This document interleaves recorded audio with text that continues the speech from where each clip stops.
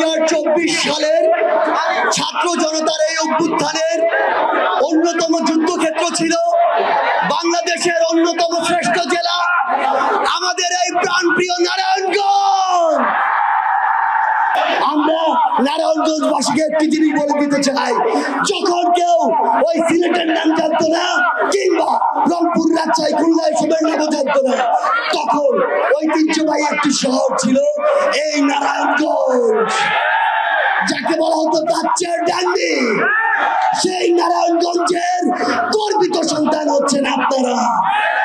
সেই জায়গা থেকে আপনাদের উপরে এই দায়িত্বটুকু বর্তায়, কিভাবে ভালো দিকগুলোতে আপনারা বাংলাদেশের শ্রেষ্ঠ একটি জেলা হয়ে উঠবেন, কিভাবে বাংলাদেশের প্রত্যেকটি জায়গায় আপনাদের প্রতিনিধিত্ব থাকবে। একটি জিনিস মনে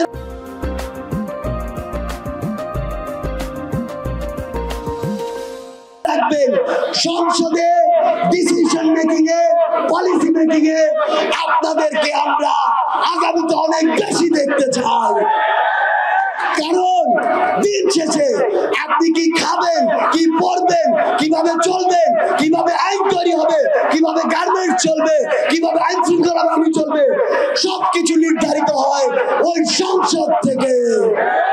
আমি আপনাদেরকে একটু জিনিস বলে দিতে চাই, বাবা মাদেরকে আজকের পর থেকে বলবেন, আমি শুধু ডাক্তার, ইঞ্জিনিয়ার হওয়ার স্বপ্ন আজকে থেকে দেখবো না, আমি একজন সুশিক্ষায় শিক্ষিত, ভালো, দক্ষ, সৎ, ন্যায় বিচারক, রাজনীতিবিদ হয়ে ওঠারও স্বপ্ন দেখতে চাই।